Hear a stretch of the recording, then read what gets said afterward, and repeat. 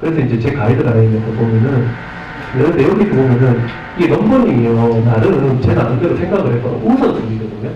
우선순위. 항상. 그래서 넘버링이라고 그렇게 보시면 돼요. 1번은 설탕 가당이에요. 2번은 밀가루고요. 그 다음에 쌀이 들어가고. 3번이 과일이에요. 왜냐면은, 과일 같은 경우는 좋은 과일들도 많아요. 그리고 당분이 많은 과일들도 많고요. 그래서 과다가 무조건 나쁘다라는 약간 자극적인 그런 멘트들도 있겠지만 저는 과일 자체를 무조건 나쁘다고 보진 않아요. 물론 과다는 나빠요. 과다는 나쁜데 과일은 안 나쁘다는 입장이거든요. 그래서 좋은 과일들을 어느 정도는 여러 가지 파이토케미컬 섭취하는 데 도움이 된다는 시각도 있어요. 저는. 그래서 3번이에요. 그 다음에 이제 뭐 전분유, 그 다음에 이제 식이섬유 이런 식으로 생각을 하시면 될 것 같고요. 그 다음에 이제 저기 뭐 고구마나 양파나 마늘이나 양배추는 처음부터 제가 뭐 많이 드시지 마시라고 했는데 거의 그냥 1고기 1만 이렇게 해서 드시는 분이 너무나 많으시죠.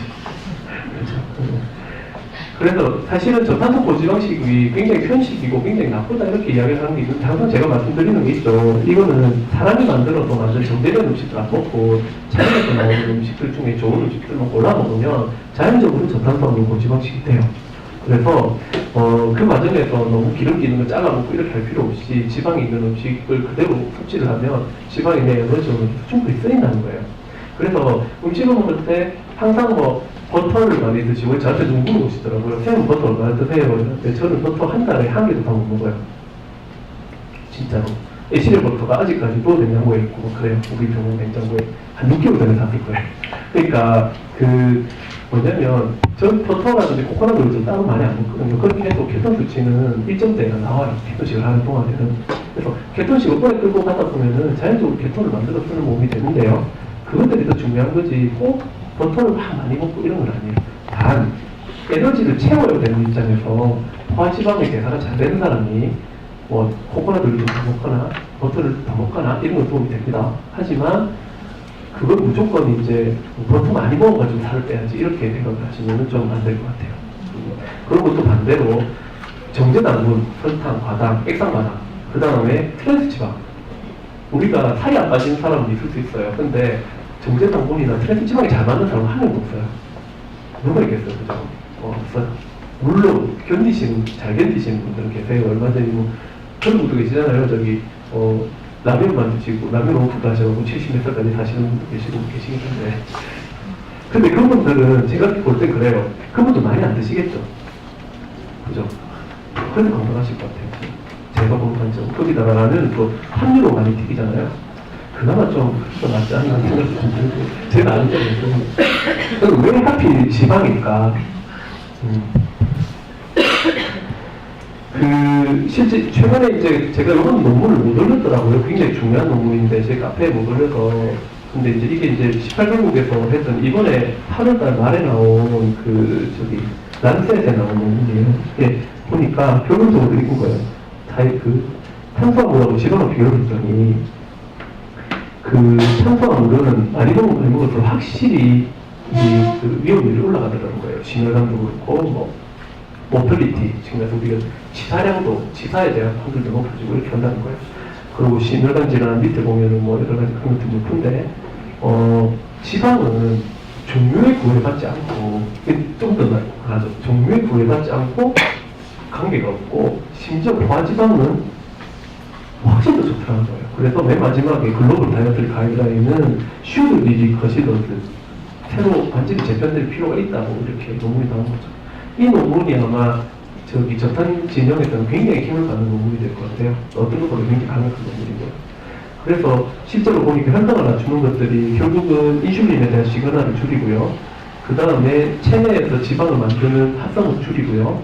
그 다음에 지방 대사를 올리는 베타옥시데이션을 늘리고요.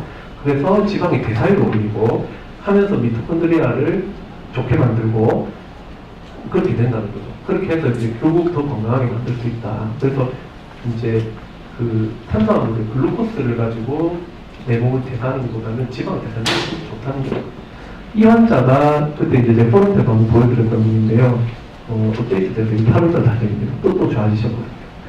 23살 여자분이신데 이제 당뇨병 합성증 때문에 오신 거예요. 이제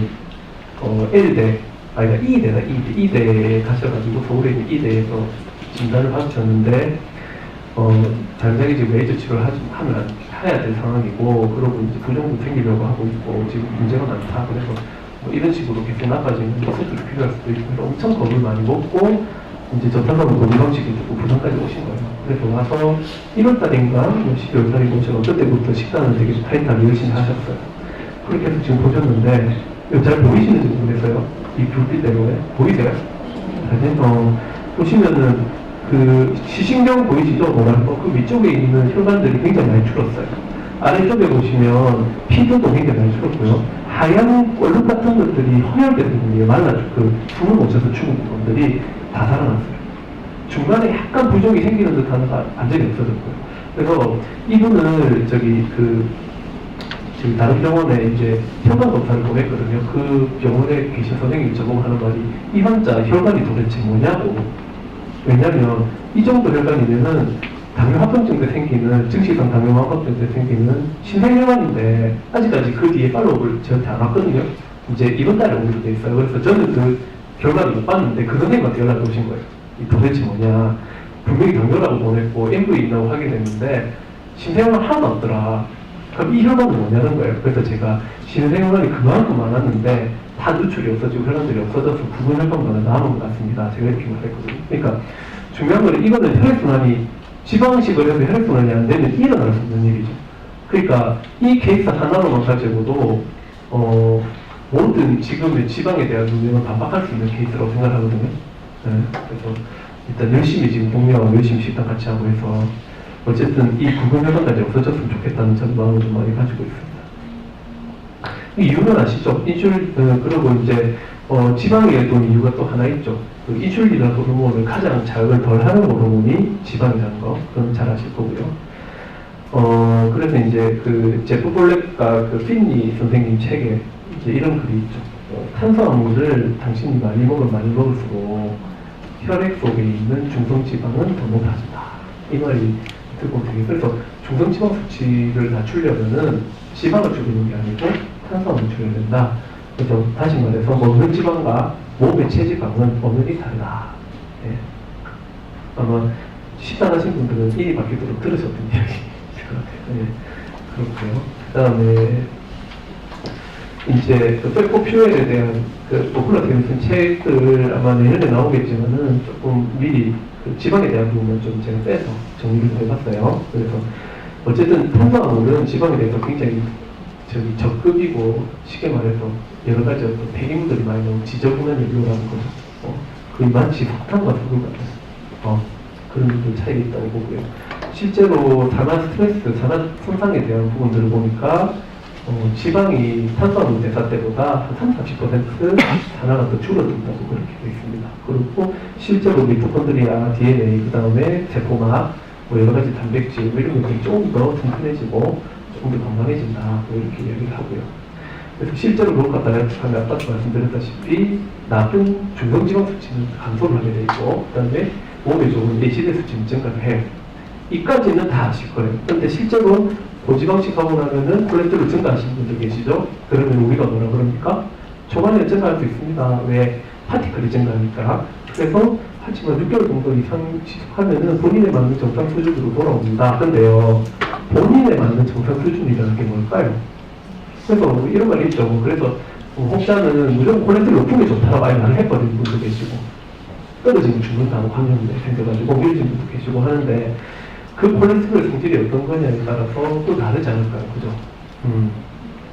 오늘 오신 분은, 나중에 이야기 드리겠지만, 오늘 오신 분, 그러니까 어제 오신 분은 검사 리딩을 했는데, 지질 분석 검사를 했어요. 그랬는데요. 1년을 식단하셨는데, 아직까지도 B타입이 오는 거예요. 1년을 식단하셨는데, 자기는 몸이 되게 좋아지셨다고 생각하셨어요. 그런 분도 계신 거예요. 그러면 좋다. LDL이라고 알려진 나쁜 거는 어쨌든 올라간단 말이에요. 그러면 이거를 무조건 좋다고 생각할 수 있냐? 라는 그런 의문이 생기는 거죠. 근데 포화지방 자체는 문제는 아니에요. 다시 말해서 얘들은 세포막 호르몬을 만드는 종각 역할을 하고, 칼슘, 왜 칼슘을 돕는지 아시죠? 바이타민 D와 바이타민 K의 역할이 있고요. 그리고 이제 지용성 비타민을 이동시켜주는 역할, 그 다음에 베타카로텐을 비타민 A로 반투어주는 역할, 그 다음에 콜레스테롤 수치를 낮춰주는 역할, 그 다음에 바이러스를 죽이는 역할, 뭐 여러 가지. 그 다음에 이제 뇌에 여러 가지 영양을 공급해주고, 그 다음에 포만감을 유지시켜주고, 그 다음에 이제 식탐이 없어지게 만들어주죠. 그 다음에 이제 어떤 유전자를 조절해주고, 암을 예방하는 도움을 줄 수 있고, 뭐 또 LDL 오를 수 있지만은 A형을 증가시켜주더라. 그렇게 이야기를 하는 거죠. 그래서 아포비를 보면은 이 아포비가 결국은 쉽게 말해서 지방을 수동하는 이제 단백질 하나하나라고 보는데, 그래서 예를 들어서 우리가 LDL 수치는 농도를 보는 건데, 다시 말해서 택시가 우리 회사에 택시가 엄청 많은 거예요. 택시가 엄청 많은데 그 택시에 한 사람씩 40대를 태웠어요. 그러면 손님 40명 태운 거잖아요. 근데 10대에 4명씩 태웠어요. 그래도 40명 태운 거잖아요. 똑같이 LDL 수치는 똑같다는 거예요. 근데 사실은 한 대에 한 명씩 태우는 택시보다는 중요한 거는 4명씩 태우는 택시가 더 좋다는 건데, 이 아포비가 증가되는 상태, 어쨌든 택시가 돌아다니는 택시가 많으니까 계속 올라가는 거예요.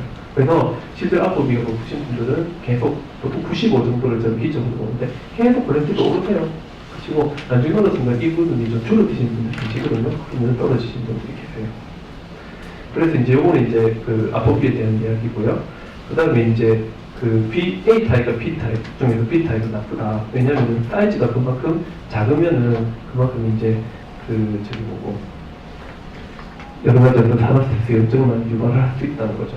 그런 것들은 있고요. 그래서 이게 이제 검사죠. 검사를 했는데 이 환자 같은 경우는 이제 A형이 많지만 꼭 이제 그런 건 아니더라. 그래서 저는 사실 우리 병원 오신 분들은 저 맨날 검사가 바뀌거든요. 우리 환자분들 계시고 그건 맨날 바뀌어요. 왜냐면 처음에 오셨던 분들은 제일 검사 많이 하셨어요. 심지어 내가 미안하다고 제가 거기까지 썼죠. 그죠? 검사하신 분들 덕분에 안 하신 분들한테 고마울 거라고 그러고 있다가 한동안은 지역장 검사도 절대 안 했죠. 제가. 그러다가 요즘에는 좀 갑자기 뭔가 대세처럼 돼서 환자분들이 하러 오시는 분들이 많은데, 요즘에 제가 다시 피검사를 하기 시작했어요. 왜냐면 하고 나서 피검사 수치가 좋아져야 되는데 나빠지는 거예요. 그러면은 비싼 기능력 검사를 다 할 수가 없기 때문에 혈액 검사를 통해서도 추측이 가능하거든요. 그래서 요즘에 다시 혈액 검사를 좀 더 하게 됐어요. 그렇게 해서 보면 이때까지 그래서 예를 들어서 중성지방 수치가 다시 올라간다. 호모식스의 수치가 떨어져야 되는데 다시 올라간다. 페리틴 수치가 떨어져야 되는데 다시 올라간다. 이런 분들 계시거든요. 그런 분들은 대부분 장이나 호르몬이나 다른 문제들, 콜레스테롤 계속 올라간다. 요산도수는 떨어질만 한데 안 떨어진다. 이런 분들 있잖아요. 그런 분들은 이제 그런 것들을 생각하고 치료를 하기 때문에 오히려 혈액 검사를 좀 더 많이 하게 된 것 같습니다. 그래서 실제로 이제 LDL 사이즈가 작은 사람들을 보니까 지방 원래 적게 드시는 분들이 많더라. 그리고 이런 것들에 대한 연구들도 있었고요. 그래서 이제 지방은 또 여기 있죠. 1번이 165, 2번은 계란이고요. 근데 사실 이 2번은요, 제가 최근에 이제 기본으로 돌아가요. 나중에 보여드리겠지. 그 슬라이드 보면 계란 많이 먹지 말았거든요. 저는 하고 나서 문제가 왜 이렇게 달걀이 우리나라 사람들한테 문제가 많이 되는지 모르겠어요. 근데 아마 제가 볼 때는 어떻게 해도 살 잘 빠지고 병원을 안 찾으시는 분들은 달걀이 문제가 없을 거예요. 그분들이 아마 제가 볼 때는 한 70, 80% 되지 않을까요? 근데 병원을 오시는 분들은 거의 100% 달걀에 문제가 있어요. 그게 신기해요. 알러지 문제를 갖고 있는 사람들은 거의 대부분 달걀이 아닙니다. 심지어 달걀에 대한 수치가 없더라도 달걀 먹으면은 체하시거나 여러 가지 문제를 일으키는 분도 많더라는 거죠. 그래서 달걀이 왜 그런지 모르겠지만, 그래서 요즘에는 달걀을 내가 먹어보고 판단하는 게 좋을 것 같아요. 그죠? 그리고 유제품은요, 저는 여기에 보시면은 진한 글자를 안 적어놓으셨죠? 아예 처음부터. 여기는 좀 표시가 안 나거나, 제 가이드 보시면은 이미 유제품은 저는 진한 글자로 안 적어놨어요. 왜? 저는 원래 유제품을 그렇게 권하지 않아요. 네, 왜냐면 유제품 자체의 문제는 저는 조금 많다고 보거든요. 하지만 그럼에도 불구하고 버터는 좀 괜찮다고 생각을 하고요. 그리고 저는 오히려 유제품 같은 거 오히려 정제된 상태의 어떤 것들이 좀 좋지 않나 싶어요. 기버터라든지 아니면 유당을 제거하는 이유라든지 뭐 이런 것들이 조금 더 좋지 않나는 생각도 좀 더 들어요. 아니면은 대나무 목장에서 화학발이 키워가지고 거기를 직접 가서 바로 마시죠. 글쎄요. 그런 게 좋지 않을까요? 네. 그리고 그 다음에 이제 코코넛 오일, 그 다음에 여기에 보시면 4번에 이제 오일이 들어가요. 그죠? 오일. 그래서 저는 항상 오일을 곁들여서 먹는 걸 권해드리지, 오일만 드시는 거는 권하지 않고요. 단식을 하는 상황이 오면 에너지를 채우기 위해서 지방을 섭취를 해야 되니까 자연적으로 오일의 비중이 늘어나고 자연적으로 지방의 비중이 올라가요. 그래서 저는 항상 말씀드릴 때 꼭 기름을 막 먹어가지고 살을 빼려고 하지 마시고, 기본적으로 저탄을 하면서 먹는 양을 줄여나가면 자동적으로 지방의 비율이 늘어나요. 저는 그런 식으로 가셨으면 좋겠어요. 그 다음에 이제 5번 견과류죠. 견과류는요, 사람에 따라서 살을 찌게 만들 수도 있고, 빼게 만들 수도 있습니다. 그래서 이것도 역시나 마찬가지로 음식이 곁들여서 먹기를 권하고요. 단, 체중 감소나 뭐 이런 것들에 대한 목적이 아니고, 그냥 건강을 위해서 좋은 견과류 먹겠다 그러면 먹지 않은 견과류 많이 드셔도 상관없다고 생각해요. 물론 알러지 드시면 그러고 이제 생선해산, 우리 왜 6번일까요? 엄청 좋은데요. 대부분은 환경오염 문제가 너무 큽니다. 그래서 다양하게 먹으라고 말씀드리고 싶지만 다양하게 먹기에는 사실 안 좋은 게 너무 많거든요. 그나마 드실 수 있는 거는 수입품 드시는 게 조금 낫겠죠. 근데 아시겠지만 노르웨이에서 영어도 문제가 많다고 그러죠. 그래서 좀 적절하게 챙겨 드시는 게 좋겠습니다. 하지만 아까 나중에 말씀드리겠지만 그래도 여러 가지 돌아가면서 드시는 게 더 좋을 것 같다.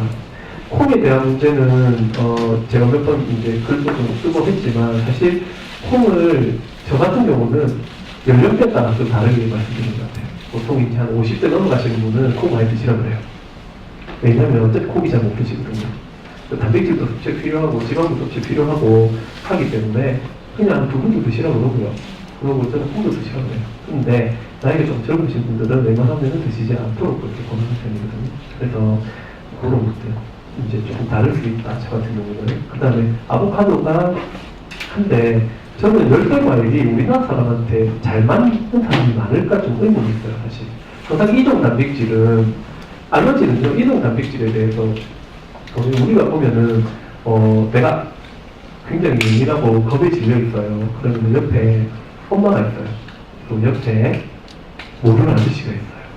그러면은 다르겠죠, 느낌이. 그러니까 내가 겪어보지 못했던 이종 단백질이 아무래도 들어오면 결국은 그런 것들에 대해서 나는 방어막을 펼치거든요. 그게 알러지로 표현이 될 수 있다는 거예요. 그래서 단백질 중에서 열대 과일에 대한 부분들이 알러지가 안 올라와요. 실제로 파인애플이라든지 키위라든지 그 다음에 이렇게 아보카도라든지 이런 말이 올라오거든요. 그래서 제가 볼 때는 어느 정도 적정 수준으로 드시는 게 좋지 않냐. 그래서 맨날 아보카도 쉐이크만 매일 드시고 이렇게 하시면 물론 알러지 없고 튼튼하신 분은 다 좋아요. 항상 제가 말씀드리는 거 70%는 오래 해도 좋아요. 근데 나머지 20, 30%는 그렇게 하면 안 되신다는 거죠. 그래서 해보시고 내가 딱 무조건 좋더라 그러면서 오신 분들 계시거든요. 아 선생님 내가 이렇게 하면 좋아요. 난 무조건 좋아. 이런 분들은 계란을 드셔도 되고 아보카도 많이 드셔도 돼요. 근데 이제 이거를 먹으니까 살이 뭐 빠져요. 뭐 아직까지 내가 머리가 띵하고요. 아직까지 대사도 안 올라오고 이러면은 뭘 특정적인 걸 너무 많이 드시지 마세요. 그걸 갖다가 좀 저는 좀 연구를 하시는 게 좋겠다 싶고요. 그래서 그 다음 단백질에 대한 부분을 말씀드리면요. 저는 이렇게 생각해요. 고단백도 맞고요. 중단백도 맞아요. 자 일단 일본은 기본적으로 고단백이에요. 그리고 그 다음에 저기 미국 진영은 좀 나뉘어요. 선생님들마다. 제포블랙 같은 경우는 뭐 극한 게 없다고 그러고요. 디아고시피노나 그 다음에 키토직 다이어트하는 다이어터들은 대부분 전부 다 단백질 제한을 하거든요. 살 빼는 쪽은. 그래서 제가 볼 때는 다 조금씩 달라요. 근데 제가 보는 관점은 어떠냐면 일산 단백질 제한할 필요가 없다는 게 제 생각이에요. 왜냐면 단백질을 먹으면은 일단은 근육량이 늘어요. 그럼 기초대사량이 늘거든요. 그래서 단백질 소화가 잘 되게 만들고 단백질을 잘 먹는 것 저는 중요하다고 생각해요. 단 단백질에 의해서 생기는 알러지나 이런 문제점은 그거를 그거대로 따로 생각해야 된다고 생각을 합니다. 그리고 단백질이 인슐린을 자극하는 경우는요 생각보다 많지는 않은 것 같아요. 예를 들어서 소고기를 먹은 다음날 살이 찔 수 있어요. 근데 소고기를 먹은 그 다음날은 살이 오히려 빠질 수도 있어요. 진짜 이제 소고기 같은 경우 크레아틴이라든지 아르기닌이라든지 굉장히 어떤 에너지와 그 다음에 근육을 만드는 데 필요한 이런 단백질들 되게 많거든요. 그러면 결국 그런 것들 통해서 목 채웠다가 그 다음 시기에 빠질 수도 있는 거예요. 그럼 그 다음날 소고기 먹는데 빠졌는데 돼지고기 안 빠졌는데 돼지고기 먹는데 빠지더라. 난 돼지고기만 먹어야지. 그러면 안 된다는 거죠. 저는 그렇게 생각하는 거죠. 그 다음에 콩팥에 크게 무리는 안 간다는 게 제가 좀 판단이거든요. 그래서 콩팥이 완전히 안 가진 사람이 아니면 또 굳이 단백질 제한할 필요 없는 거예요. 하지만 고기를 많이 먹는 것은 생각을 해봐야 될 것 같습니다. 그거는 뭐 여러 가지 사료, 또 호르몬 이런 문제, 뭐 항생제에 대한 문제, 또 축산 환경에 대한 문제, 여러 가지 그런 환경의 문제들이 좀 많거든요. 그래서 저는 드리는 말씀이 단백질을 줄이기 위해서 지방을 일부러 많이 들이지는 않았으면 좋겠어요. 그게 제일 제가 말씀드리고 싶은 거예요. 오히려 우리가 초반에 막 고기가 드시는 분들은 오히려 살 빠지시면서요. 버터, 삼겹살 이렇게 드시는 분 중에 살찌신 분은 많았죠. 그게 지방 배상 안 되는 사람들이 특히나 과지방들, 특히나 또 알러지가 많이 포함되는 지방들 이런 것들 많이 먹으니까 살찌신 분들이 더 많았던 것 같아요. 그리고 오일을 많이 드시면 오일에는 지방을 분해하는 것도 없어요. 자, L카르티닌, 뭐 그 다음에 비타민 B군 뭐 이런 것들 전부 다 고기에 다 많아요. 그래서 걔를 먹으면 다 걔를 다 분해시켜줘요. 알아. 근데 문제는 오일을 먹으면 오일을 먹잖아요. 그러면 누가 분해시켜요? 시킬 게 없는 거예요. 그래서 어차피 지방 대사도 안 되고 영양도 결핍인 사람들이 너무 지방 위주로 먹으면 안 좋을 수 있어요. 그런 분들이 비타민 B군이나 뭐 이런 거 드시면 살이 좀 빠지시는 분들이 있죠. 그래서 비타민 B군을 권하기도 하는데 또 장도수가 있으면 B군 흡수가 잘 안 돼서 또 잘 안 빠져요. 그런 분들이 문제가 생기게 되겠죠. 그래서 이제 케톤을 우리가 보통 이게 이제 그 1에서 3까지 저는 오히려 조금 더 낮게 항상 낮게 말씀드리죠. 한 0.5에서 한 2.5 정도만 해라. 제가 3까지 올리지 마시라. 그래서 항상 특정 케톤 유지를 하는데 왜냐면은 우리가 오셨던 분 중에 케톤 높으신데 살았다신 분들이 더 많아요. 그리고 케톤이 아예 안 나오신 분들은 제가 방 앞에서 1시간 동안 제가 막 강의만 하고 그다음부터 어떻게 해요? 그냥 가시라고. 그죠? 일단 가셔서 식단부터 하고 오시라고 제가 막 그렇게 말씀드리죠.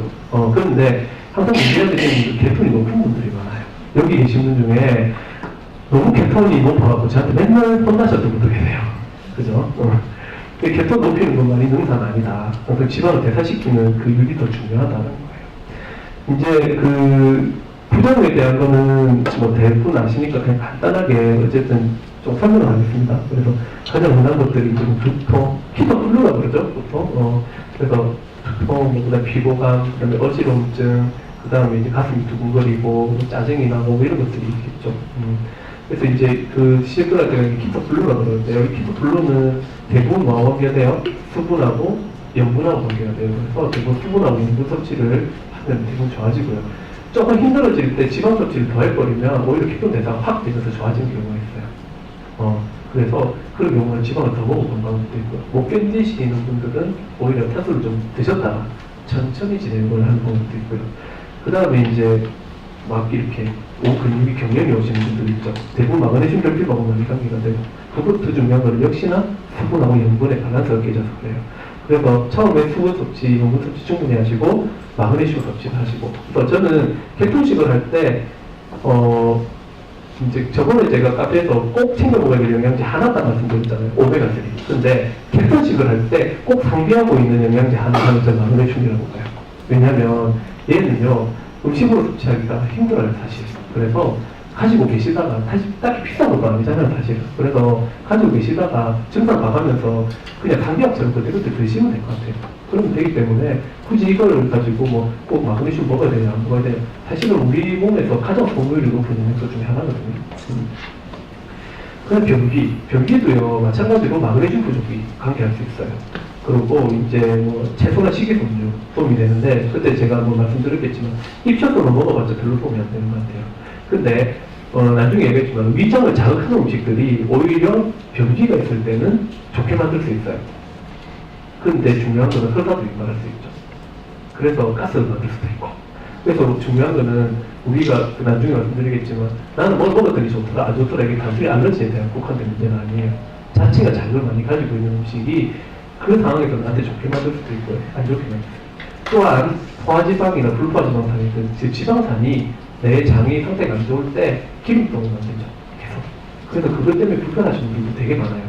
그래서 오히려 변비가 문제라서 식이섬유 먹는 것보다는 요즘에 제가 느끼는 거는 지방 소화가 잘 안 돼가지고 나는 지방들 때문에 너무 묽어가지고 걱정하시는 분들도 되게 많은 것 같아요. 그런 경우는 역시나 마찬가지로 저는 그렇게 지방 많이 안 드셔도 된다고 말씀드리죠. 입냄새. 예. 그래서 저는 이것 때문에 저도 참 치카를 많이 하죠. 근데 이제 만성화염을 좀 주는데요. 이 냄새가 요즘에는 좀 기분이 좋아요. 예전에는 제가 맨날 켜둔 상태에 살았으니까. 그런데 요즘에는 들어갔다 나갔다 뭐 그러거든요. 저도. 그러다 보니까 한 번씩 계속 냄새가 나고 되게 기분이 좋아요. 지금 제가 나거든요. 그래서 기분이 좋아요. 그 다음에 이제 가슴 두근거림. 이거는 수시로 나타나죠. 그리고 심지어 가슴 통증이 생기신다는 분도 계세요. 막 초요한다고. 대부분 뭐냐면 염분하고 관계가 있다고 보시면 돼요. 그래서 역시나 염분하고 마그네슘 좀 챙겨 드시면 도움이 될 수 있어요. 그리고 대부분 뭐요? 물, 소금, 마그네슘 이 세 가지면 초기 부작용들은 대부분 해결이 된다. 자, 이게 이제 8가지 웨이트로스 팁이에요. 원본, 어보이드 프루트, 맨 어보이드 기억이 났잖아요. 다른 부분들은 여러분들이 많이 보셨을 거니까 제가 언급을 안 하는데 저는 이걸 좀 바꿨으면 좋겠어요. 원본은요, 어보이드 생크림 앤 버너고요. 얘는요, 어보이드 치킨이에요. 저한테 하고 싶은 말인데 꼭 한쪽 들고 싶은 분이 한 분 계세요, 여기. 어쨌든 제가 볼 때는 그런 것들이 이게 어버이드 치킨이라고 해서 무슨 말이냐면요, 남자들은 원래는 잘 빠지거든요. 아까 전에 제가 대축을 말씀드렸잖아요. 남자들이 살찌는 데는 인슐린 작업밖에 없는 경우가 대부분이에요. 여자들이 살이 찌는 경우는 스트레스나 장애 문제 다 가지고 있어요. 그렇기 때문에 인슐린 작업만이 빨리 안 좋아지는 거예요. 그래서 남자분들은 원래도 좋아지거든요. 그러니까 불포지방산도 나쁜 것들도 먹고요. 그렇게 해서 빠지거든요. 저는 노란색과 반말인 것도 잘 빠지거든요. 막 먹는 거예요, 그냥. 그렇게 하다 보면 건강에 안 좋다. 그래서 남자분들은 어보이드 치킨. 그 빼고는 이제 다 그렇고요. 제가 그때 한번 올린 글이 있죠. 가급적 신선하게 먹는 게 좋을 것 같아요. 항상 이거를 음식을 원플레이트 디시로, 그러니까 어떤 걸 생각하시면 되냐면요, 뷔페 가서 내가 저탄소 고지방으로 한 점씩은 먹겠다. 딱 그 느낌 있죠. 그러면은 내가 요거 넣고 요거 넣고 요거 넣고 해서 5디시로 먹는 거. 딱 그런 느낌으로 그냥 식사를 하시면 제일 좋을 것 같아요, 저는. 그렇게 하시고, 안 되면 한 점씩 더 드시고, 이런 식으로. 그리고 그렇게 드시는 게 제일 좋고, 뭔가 막 복잡해지면 안 좋아요. 특히나 뭐 조미료나 가짓수가 너무 많아지면 거기에서 숨겨져 있는 여러 가지 것들이 나한테 어떻게 작용할지 모르거든요. 그 다음에 이게 제일 안 되죠. 배가 고프면 먹고, 그 다음에 충분히 먹고, 이게 잘 안 돼요.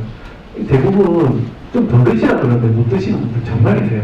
좀 드셔야지 빠지는데 끝까지 안 드시는 분들 계세요. 그래서 최근에 사격과 다이어트 우리 핑거님이 올리시는 그 보면은 되게 인상적이잖아요. 그 안에서 계속 먹죠. 3,000kcal씩 사격을 먹어도 살이 막 4kg씩 빠지죠. 그게 지금부터 몸이 좀 많이 좋아지셔서 빠지는 것도 있지만 어쨌든 빠져요. 그렇게 먹으면. 저도 항상 지금 급바할 때는 사격 너무 푸드를 주로 많이 하거든요. 그때는 풀도 안 먹죠, 저도. 자, 그래요. 그 다음에 음식은 보통 장에서 소화력이 좋으신 분들은 한 게 없어요. 근데 그런 게 아닌 분들은 꼭꼭 씹어 드시는 거 되게 중요해요. 이게 여러 가지 면에서 좋아요. 첫 번째로 소화에서 분비 면에서 좋고요. 장의 연동 면에서 좋고요. 그 다음에 거기에서 나오는 시크릿 IgA를 해가지고 면역 성분들이 우리 몸의 면역 염증을 잡아주고요. 교감신경을 낮춰주고요. 그 다음에 탄수화물, 특히 채소나 그 다음에 육류, 단백질들 소화 안 되는 것들의 소화 흡수율을 올려주고요. 그래서 사실 꼭꼭 씹어 먹는 것이 너무 중요해요. 그래서 이걸 꼭 하실 수 있으면 하시고, 그러려면은 즐겁게 천천히 드시는 게 중요하겠죠. 그 다음에 단식, 당연히 그렇고요. 그 다음에 이제 말씀드렸듯이 달걀, 버터 유제품, 자극의 음식, 적응하는 음식들, 이런 것들은 너무 많이 안 드시는 게 좋다. What's up, guys? I'm Jason Whitrock. I'm a bodybuilding.com spokesmodel and EAS MyoPlus athlete. Today, I'm going to teach you the top 5 keto mistakes. Alright, guys, so the very first mistake is not taking patients during the keto adaptation phase. You have to understand something. You've been running on carbohydrates your entire life. Now you're asking your body to completely switch metabolisms and start using fat for energy instead of carbs.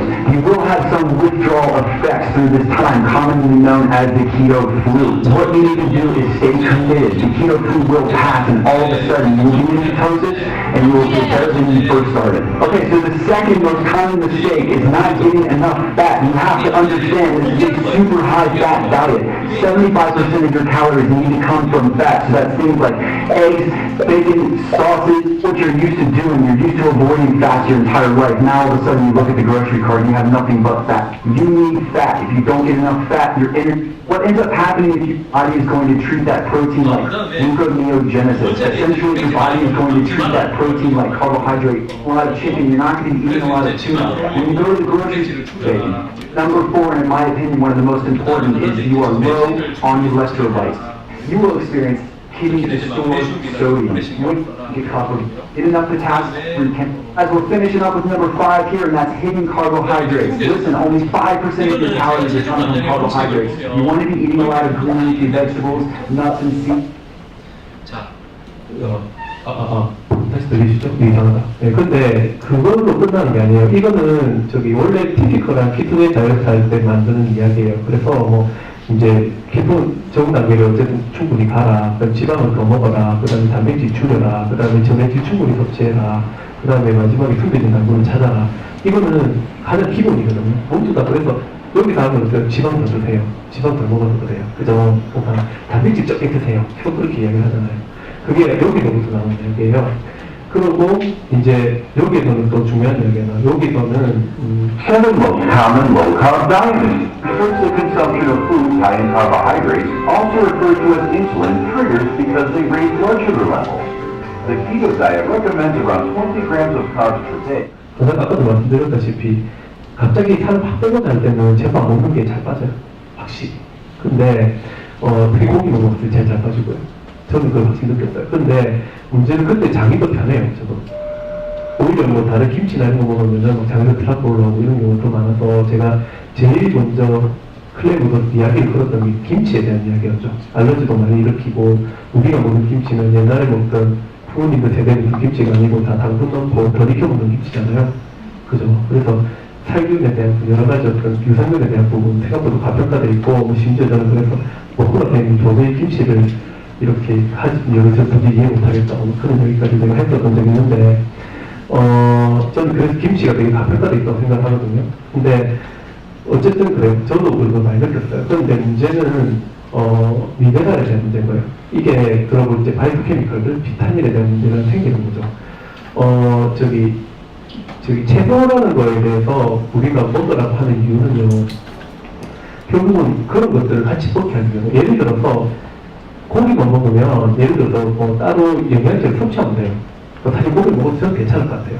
근데 그게 아니라면 저는 야채, 채소와 이런 것들도 골고루 먹는 게 좋다고 생각을 해요. 아까 전에 단백질 이야기 하면서 제가 잠깐 넘어갔는데 일주일에 한두 번 정도는 단백질 단식하는 거를 저는 추천을 하거든요. 그때 아예 1일 단식을 하는 것도 좋지만 제 같은 경우는 채식으로 저탄고지를 하는 것도 되게 좋다고 생각을 해요. 그러면 생각보다 좀 몸이 좀 빨리 좋아지고 알러지도 좀 덜 느끼고 그런 것 같거든요.